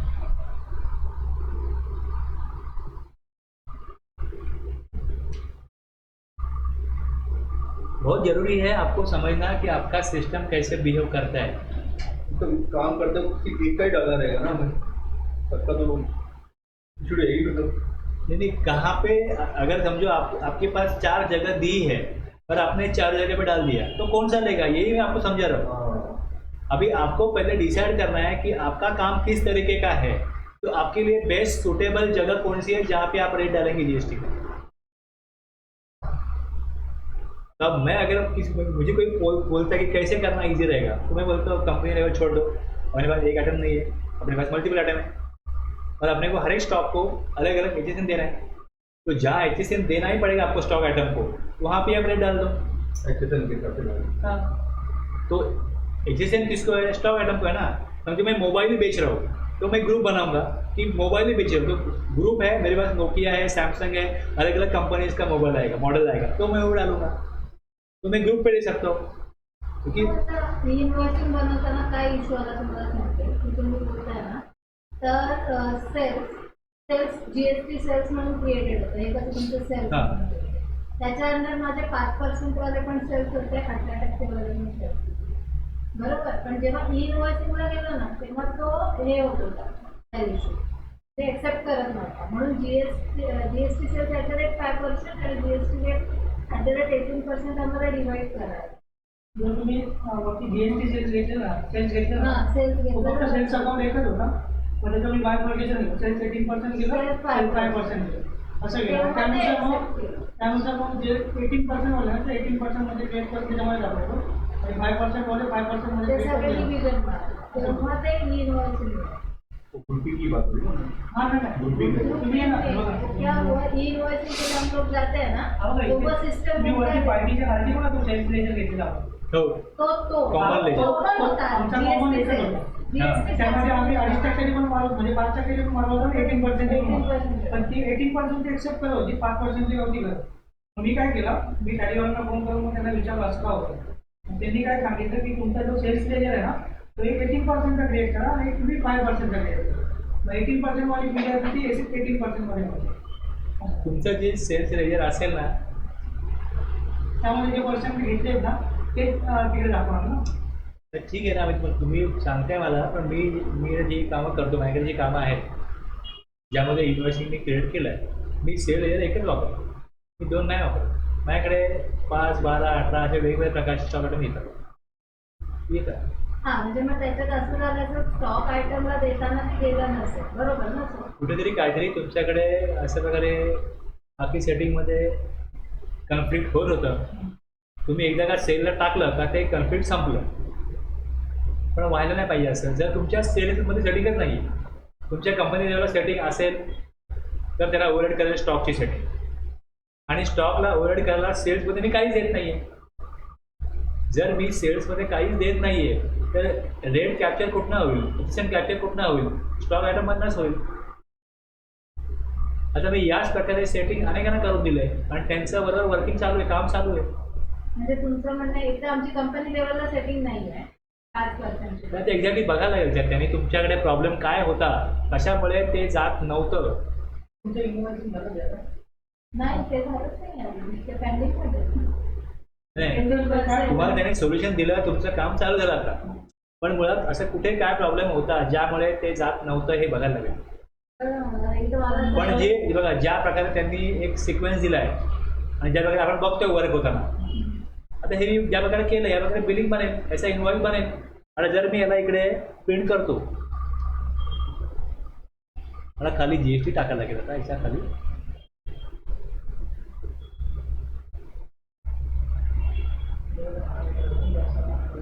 तुम्ही खाली खाली GST टाकलेलं नाही ना आता, GST खाली टाकलेलं नाही आहे. 5% आणि 5% जे केलं मात्र त्यामध्ये हा विचार येतो. काय? तर जे येतं ना, हां तुम्ही अमाऊंट GST अमाऊंट टाकली म्हणून आला, पण हो. GST अमाऊंट टाकून पण आम्हाला तो एरर येतो. नाही नाही, असा कुठला एरर अपेक्षित नाही आहे. हा एरर जो येतो ना, हा एरर यायला नाही पाहिजे. तुम्ही पहिले इकडे आता अल्ट ए करून बघा.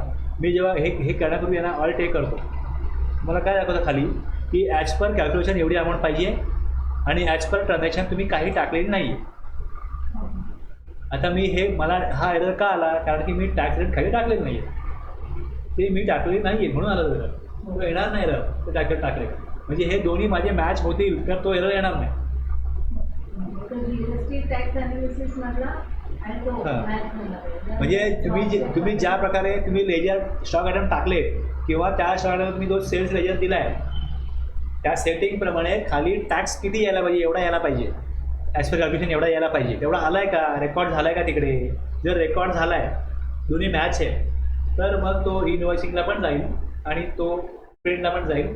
सगळ्या दृष्टीने तो बरोबर होईल. आणि सर ह्याच्यात आपण ते राऊंड अप केलं असेल किंवा हा ते होतं, काय प्रॉब्लेम नाही. त्याचा प्रॉब्लेम नाही. काय नाही. चेक करतो उद्या सांगते तुम्हाला. मी एवढा वेळ घालून तुम्हाला का सांगतोय, कारण की ह्याच्या व्यतिरिक्त काय वेगळ्या चुका होऊ शकत नाही.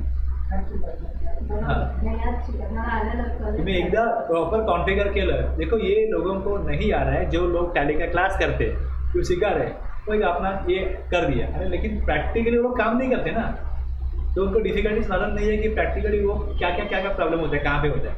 अब मैं प्रैक्टिकली काम करता हूँ तो लोगों को वही सिखा रहा हूँ. यहाँ पे सॉफ्टवेयर का बिहेवियर कैसा है, यहाँ पे आपको 4 जगह 5 जगह है जहाँ पे आपको GST का कॉन्फ़िगरेशन करना है GST के लिए.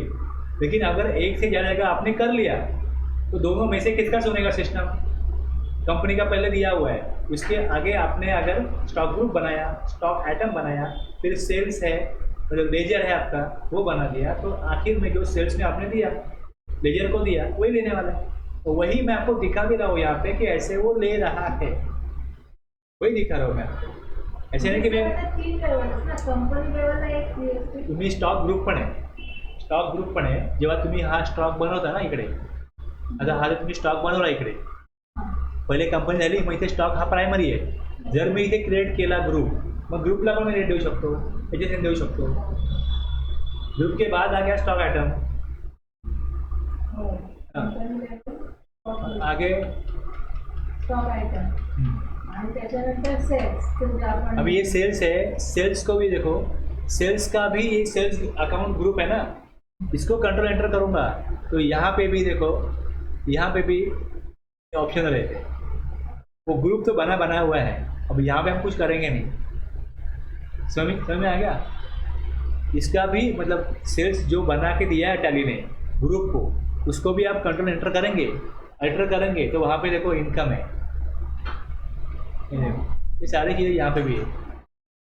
यूज़ फॉर कैलकुलेशन, ये कोई यूज़ करता नहीं है, इसका कुछ अलग काम के लिए यूज़ है. लेकिन फिर ये ऊपर जो सेल्स है इसको आप देते हो तो 4 लेवल तक आपको याद रखनी है. स्टॉक कंपनी के बाद स्टॉक ग्रुप, स्टॉक आइटम और ये लेजर का फाइनल है. लेजर का अगर आपने दिया तो कंपनी का नहीं लेगा, स्टॉक ग्रुप का नहीं लेगा, स्टॉक आइटम का नहीं लेगा, लेजर का ही लेगा. किंवा परचेस लेटर. हाँ.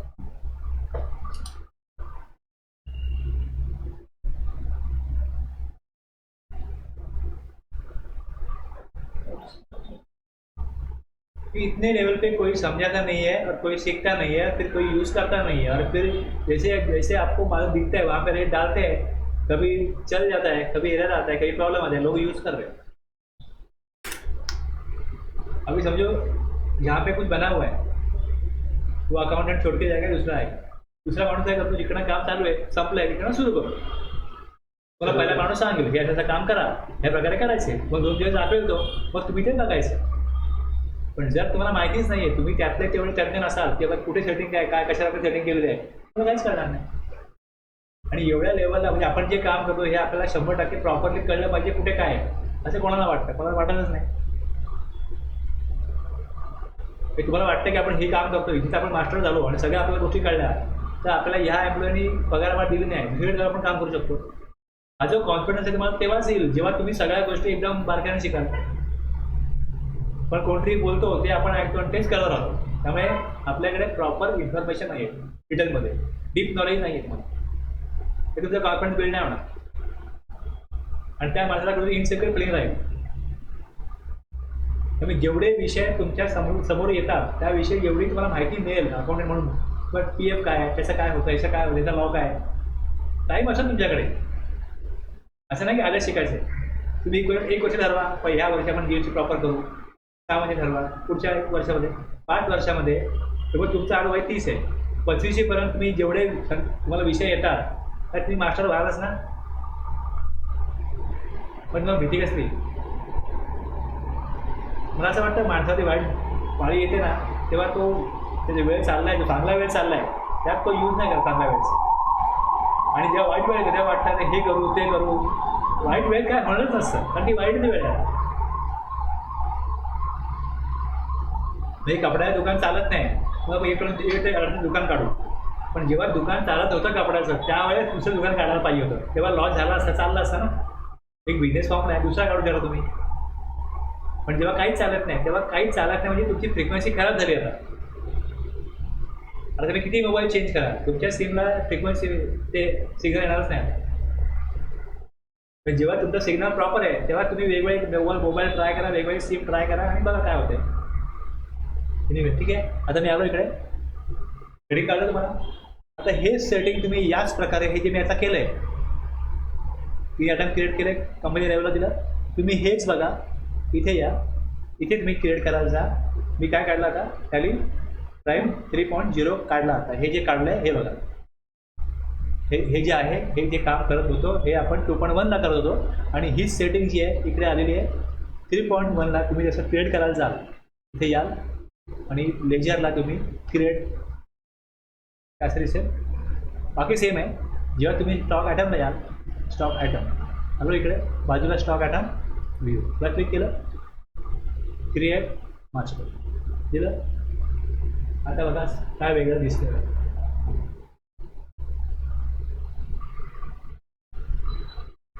टाइप करा आइटम ए, टाइप करा आइटम ए.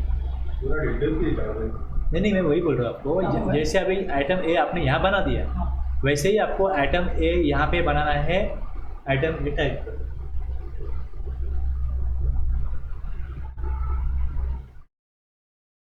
एंटर करा. हां इथे क्रिएट करा. त्या स्टॉकला काय पाहिजे आपल्याला, एक युनिट पाहिजे, NOS हे घेतलं. खाली फॉर्मल नेमला मी टाईप करीन नंबर्स, त्यातनं घ्या NOS. हां आलं, एंटर. हे सेट करून घ्या तुम्ही, एंटर करा. ॲप्लिकेबल आहे. आता बघा खाली काय विचारतं की HSN service account code and related details as per company stock group. बघा पहिला लेवल काय असते, तुम्ही बनवताय स्टॉक आइटम, HSN वो कहाँ से लेगा, वो पूछ रहा है HSN कहाँ से लेगा, कंपनी से लेगा, स्टॉक ग्रुप से लेगा. अगर आप वहाँ से लेना चाहते हो तो वो ऑप्शन को चूज़ करेंगे. राइट साइड में ऑप्शन देखो क्या क्या है, स्पेसिफाई डिटेल हियर दूसरा ऑप्शन है, और यूज GST क्लासिफिकेशन तीसरा ऑप्शन है. और दूसरा ऑप्शन जो है स्पेसिफाई, अगर हियर करना है आपको तो आप चूज़ करेंगे स्पेसिफाई हियर. ऐसा यहाँ पे क्या होता है 2.1 में, जैसे आप यहाँ पे कोई स्टॉक आइटम आपने क्रिएट किया, एप्लीकेबल यस करने के बाद में विंडो खुलती है, वो यहाँ पे नहीं खुलेगी. आपको यहाँ पे ही पूछ रहा है कि HSN क्या होगा, रेट भी नीचे ही दे रहा है, तो वो डायलॉग बॉक्स नहीं दिखा रहा है. यहाँ पे ही आपको स्पेसिफाई करना, इतना ही है. आप यस करते हो फिर वो पूछता है. यहाँ पे नीचे ही अगर आपने यहाँ पे दिया कि एप्लीकेबल मुझे यहाँ पे ही देना है, यस. यहाँ पे आपने नो ही रखा तो कुछ पूछने वाला नहीं. तो यहाँ पे लगता है कॉम्प्लिकेशंस कम है, लेकिन कॉम्प्लिकेशंस वैसी ही है लेकिन उसका प्रेजेंटेशन अलग है. जैसे यहाँ पे यस किया तो आपको आगे पूछता है HSN और रेट, दो ही चीज़ें हैं ना. तो इसमें क्या बता रहा है 3.0 में स्पेसिफाई हियर, ये दो एचएसएन कोड मैंने यहाँ पे दे दिया तो यहाँ पे आएगा, ये मैंने यहाँ पे दिया, डिस्क्रिप्शन छोड़ दिया, स्पेसिफाई हियर, यहाँ पे क्या दूँ मैं, स्टॉक रेट नहीं दिया तो रेट कहाँ से लेगा, कंपनी लेवल से लेगा, एचएसएन यहाँ से लेगा, रेट कंपनी लेवल से लेगा। तो मैं यहाँ पे देता हूँ कि स्पेसिफाई डिटेल हियर आ गया, टैक्सेबल कितना है 18, बस यही डिफरेंस है। अब मास्टर बनाने जाओगे तो 2.1 में और 3 में यही डिफरेंस है, बाकी मास्टर लेवल पे कोई डिफरेंस नहीं। तो लोग बहुत कंफ्यूज हो रहे हैं ये स्क्रीन देख के, क्योंकि उनको पता नहीं था कि कंपनी लेवल है, स्टॉक ग्रुप लेवल है। यहाँ पे यही पूछा जा रहा है ना आपको, यहाँ पे यही पूछा जा रहा है, बाय डिफॉल्ट ये लेता है ऑप्शन, बाय डिफॉल्ट वही ऑप्शन आता है, यहाँ पे भी वही ऑप्शन आता है ना। अगर आप यहाँ पे आओगे, हाँ, अगर आप यहाँ पे एप्लीकेबल करते हो और नो करते हो तो कंपनी लेवल का या ग्रुप लेवल का ही लेने वाला है वो, जैसा कि मैंने आपको दिखा दिया डेमोन्स्ट्रेट करके कि ले रहा है। तो अभी आप नहीं लेना चाहते वो लेवल पे, तो यहाँ पे आप स्पेसिफाई बुक करो कि स्पेसिफाई मैं मेरा यहाँ पे डिफाइन करूँगा, जो कंपनी लेवल का वो अवॉइड कर देगा, उसको यहाँ पे ओवरराइड करेगा ये रेट और एचएसएन। हे फक्त एचएसएन आणि जीएसटी रिटर डिफरन्शिएट केले ना, दोनच आहेत ना। तुम्ही जेव्हा तो स्टॉक आयटम बनवला, स्टॉक आयटमच्या बरोबरीने काय येणार आहे, तुम्ही स्टॉक हा जो मास्टर तुम्ही क्रिएट केला, ह्याचं नाव तुम्ही दिलं, तो नंबर तुम्ही मोजायला हे दिलं, यात सेटिंग काय आलं, तुम्ही इकडे नाव दिलं, त्याचं युनिट दिलं, त्याला तुम्ही एचएसएन दिला, खाली रेट दिला, हे 4 तुमचं परमनंटली राहणार आहे। तुम्ही तो स्टॉक आयटम ज्या रिसिपियंटला कस्टमरला बाहेरला विकाल तेव्हा त्याची क्वांटिटी आणि रेट हा तुम्हाला सेल्स एंट्री करताना द्यायचा आहे, हे तर फिक्स राहील ना, त्याचं नाव तुमच्या लिस्टिंगमध्ये येईल, तुम्ही हे बनवलं आता हे नाव जे आहे मी सेल्सची एंट्री करतो,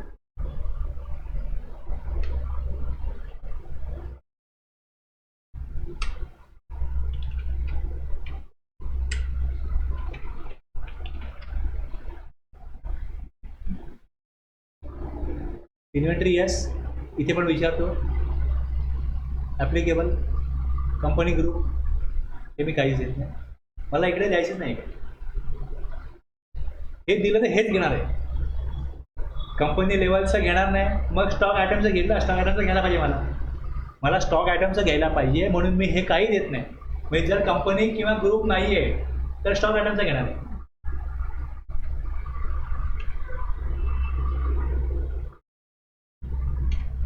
आइटम ए है,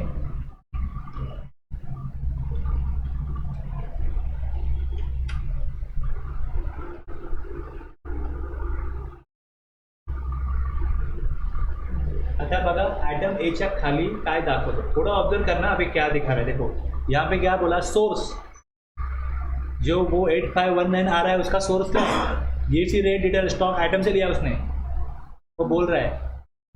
सोर्स ऑफ एचएसएन कहाँ से लिया वो बोल रहा है। अगर जो मेरी 2.1 की जो कंपनी है वो वहाँ से मैं यहाँ माइग्रेट करूँगा और यहाँ देखूँगा तो मुझे मालूम पड़ता है कि ये आइटम ए कहाँ से ले रहा है, उसमें कंपनी लेवल से, आइटम बी कहाँ से ले रहा है स्टॉक आइटम से, आइटम सी कहाँ से ले रहा है सेल्स लेजर से, तो मुझे वैसे वहाँ दिखाएगा कि सोर्स क्या है उसका। थोड़ा मैं दिखा था फिर यहाँ पे क्या था मेरा ये बिल में, ये जो है ये देखो यहाँ पे सोर्स नहीं मालूम पड़ रहा है कि वो 1 2 3 पर कहाँ से ले रहा है। ये 8519 कंपनी लेवल पे है, ये 1 2 3 4 कहाँ पे है स्टॉक आइटम लेवल पे है, और ये 5 6 7 8 कहाँ से है, ये सेल्स लेजर से है। तो ये आपको वैसे ही यहाँ पे आपको वो सोर्स दिखा रहा है कि सोर्स क्या है, कहाँ से लिया उसने, समझ रहे हो।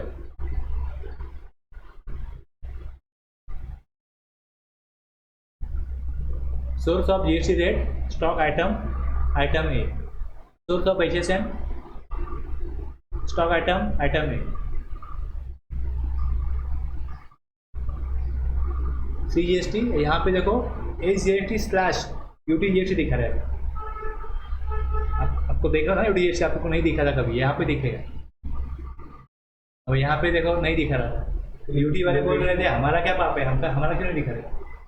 लोकेशन हम लोग उसको नहीं किया। हाँ अभी देखो ना, यहाँ पे जिसका UT है, स्टेट नहीं UT है ना, तो वहाँ पे वो आना चाहिए। यूपी का तो क्या है? लोकेशन जब डिटरमाइन नहीं किया तो हाँ नहीं, जो स्टॉक है ना आपका, अगर उसने क्या किया था कॉन्फ़िगर कि इसमें एक सेंट्रल है दूसरा स्टेट है, तो वो कॉन्फ़िगरेशन में क्या आता है। तो इसमें ये प्रोग्रामिंग नहीं किया था कि आपका स्टेट कौन सा है। अगर आपने बना दिया ना, GST नंबर डाला तो महाराष्ट्र है, तो यहाँ पे दिखाना चाहिए स्टेट। और अगर आपने UT का नंबर डाला है तो यहाँ पे डालना चाहिए UT, कि आपको वही आएगा। लेकिन उन्होंने क्या डाला था, उन्होंने वैसा प्रोग्रामिंग किया ही नहीं था, उन्होंने सब जगह स्टेट ही दिखाएगा यही डाला था। तो अब इन्होंने क्या किया, ये दिखा दिया SGST/UT। अगर आपका UT तो आप UT समझो। मतलब उन्होंने UT वालों के लिए क्या कर दिया कि चलो हम तुमको छोड़ते नहीं है, कंसिडर करते हैं। लेकिन इसको आगे जाके ये करना चाहिए था कि वो जो GST नंबर है कंपनीचा, हां त्याप्रमाणे त्यांना कळणार आहे स्टेट आहे का UT आहे, टॅक्स कुठला येणार आहे, त्याप्रमाणे त्यांनी ते प्रोग्रामिंग करायला पाहिजे। जी कंपनी बनवली मी, तिकडे मी नंबर टाकला आहे। जर मी महाराष्ट्र घेतला इकडे तर आणि माझा स्टेट महाराष्ट्र आहे, प्लेस पार्टी डिटेल, तर मग त्याप्रमाणे इकडे महाराष्ट्राचं काय आलं पाहिजे, SGST द्यायला पाहिजे, UT याचा UT यायला पाहिजे। समझ में आएगा ना। अभी आप यूज़ करोगे और ये अल्ट ए करोगे चेक करने के लिए, तो वो कहाँ से कैप्चर कर रहा है सोर्स ऑफ GST HSN।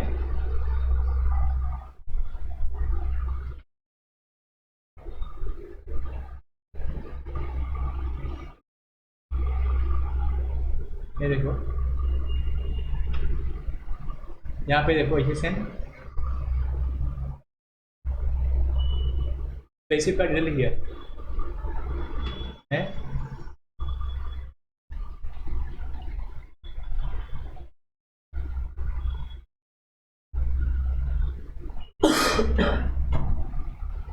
अलग है स्क्रीन इसमें अलग है।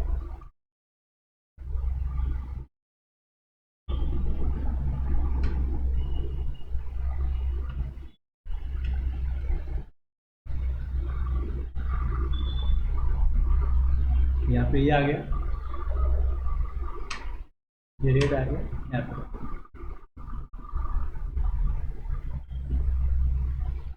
अब ये जो मैंने बताया ना, अगर आपको दोनों वर्जन के ऊपर आपको ये सब चीज़ें किस तरीके से बिहेवियर है मैंने बता दिया, तो इसके ऊपर जो R&D करना है वो अगर आप खुद करेंगे तो ही आपके माइंड में वो एक्सपीरियंस एक्सप्लोर होगा, अदरवाइज नहीं होगा।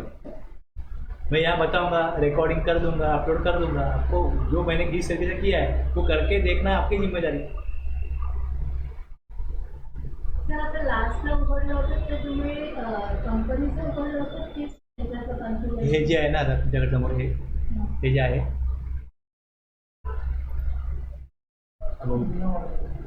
जुनं वर्जन नाही मगाशी हे 2.1 आहे।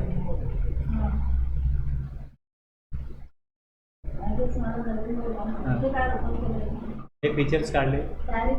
हां इथे खाली बघा सेट अल्टर कंपनी, पहिले जेव्हा मी इकडे यस केलं हे एवढंच आहे, हे एवढंच आहे। इथे रेट टाकायला ऑप्शन नाही आला, इथे तुम्ही GST टाका कंपनीचं तुमच्या, हे टाकायचं एवढंच आहे इकडे। आणि तुम्ही खाली पुढे याल, इथे यस कराल। ओके ते अनेबल आणि सर्व्हिसेस वाढवले म्हणजे अपडेटेड व्हर्जन। हां म्हणजे कंपनी मायग्रेट केल्यावर हे सगळे फीचर्स मिळणार हो मिळणार। तुम्ही तिकडे जे टाकला होता अगोदरच्या व्हर्जनला ते सगळं तुमचं ॲज इट इज इथे तुम्हाला मिळतच आहे। मी तिकडे टाकलाच नव्हतं, इकडे ते काय येणारच नाही ना। काय तुम्ही कंपनी लेवलला रेट टाकलाच नाही, मग इथे येणारच नाही।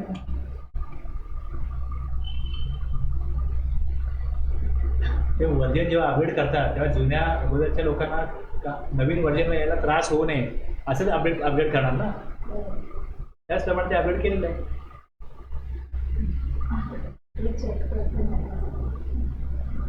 अभी देखो छोटी छोटी चीज़ें चीज़ों को मैं इस तरीके से बताता हूँ कि कोई आदमी बोल रहा है मैं 8 साल से काम कर रहा हूँ अकाउंट में, मैंने बोला 8 साल में आपने किया क्या? जो बना बने सेटिंग है वही यूज़ कर रहे हो। कुछ ना कुछ लगता है किसी को पूछते हो ऐसे करना क्या करते हो, वो बताते आप करते हैं। आपने कभी कोई कंपनी को स्टार्ट से क्रिएट किया क्या? नए फर्म में गए, चलो हमारा ये काम है या आप कंपनी बनाओ, उसके हाथ कांपने लगते हैं। बना बनाया मिला हुआ है वही आप यूज़ कर रहे हो, आगे बढ़ा रहे हो। मैं कहाँ से सिखा रहा हूँ कि देखो ये ऐसा है, इस तरीके से आपको काम नया काम स्टार्ट करना है, छोटा बिजनेस चाहे बड़ा बिजनेस हो, सेटिंग वही है। अगर आपको यहाँ से काम चालू करना स्टार्ट करना आ गया और उसको आगे बढ़ाना आ गया तो आप मास्टर हो गए। 10 साल में किया क्या आपने?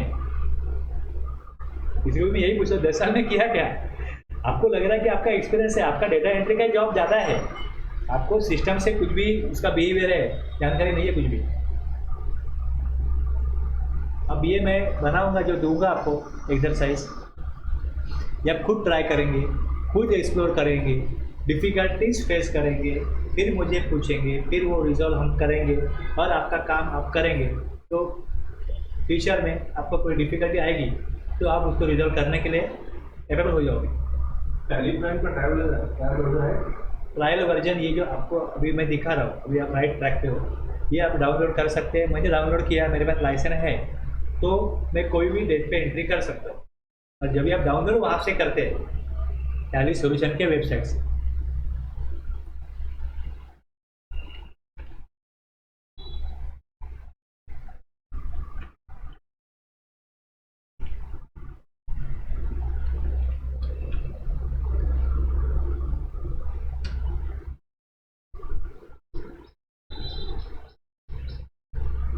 अब इधर हमने स्टार्ट भी नहीं किया, सिर्फ आपको मैं बिहेवियर बताने के लिए मुझे इतना टाइम गया। समझो आप। डाउनलोड है,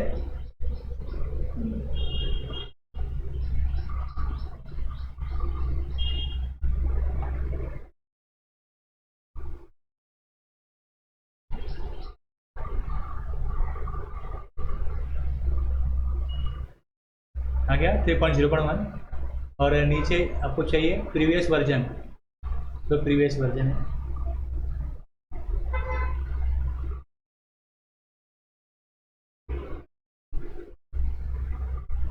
टू 2.1 चाहिए होगा तो आप यहाँ से डाउनलोड कर सकते हैं। अभी 12 जून को आया है 3।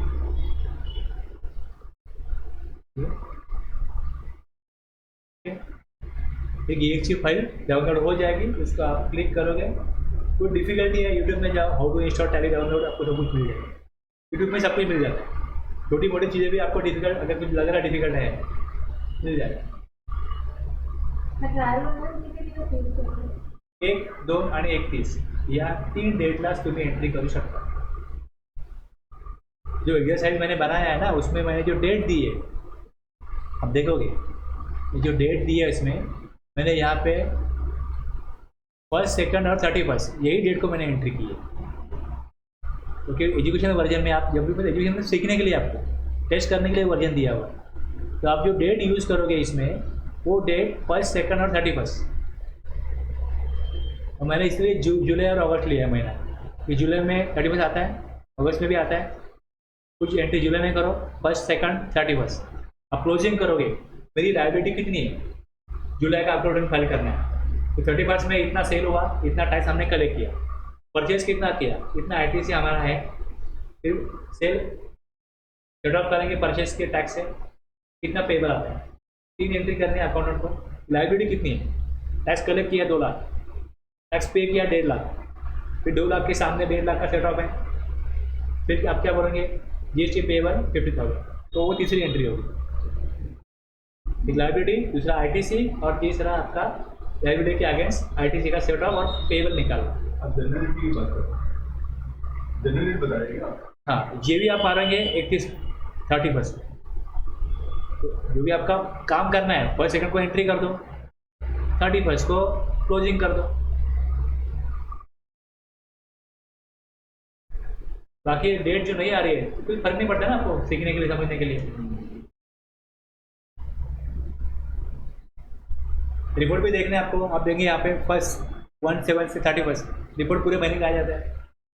हमारी कोई एंट्री नहीं बीच में, करेंगे नहीं, जो भी फर्स्ट सेकंड 30 में एंट्री की वो दिखा देगा क्या है। तभी ये आपको डाउनलोड करके ये सारी चीज़ें आपको प्रैक्टिस करनी पड़ेगी यहाँ से लेकर।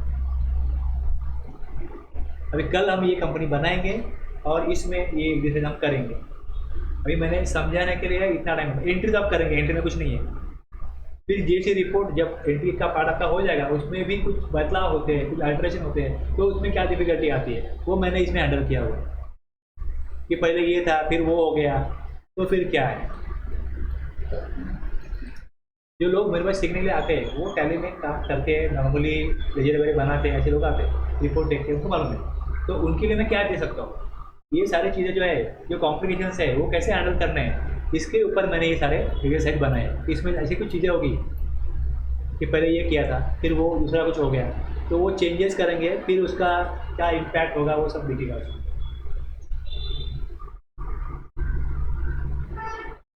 हमारा किस लेवल पे चल रहा है आपको समझ में आ रहा है ना। मतलब जो नॉर्मल लेवल है वो तो सब लोग सिखा रहे हैं, तो मेरा इतने सारे एक्सपीरियंस क्या काम था।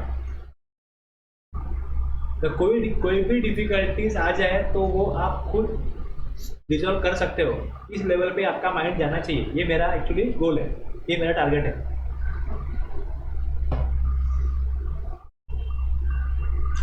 समझे इकडे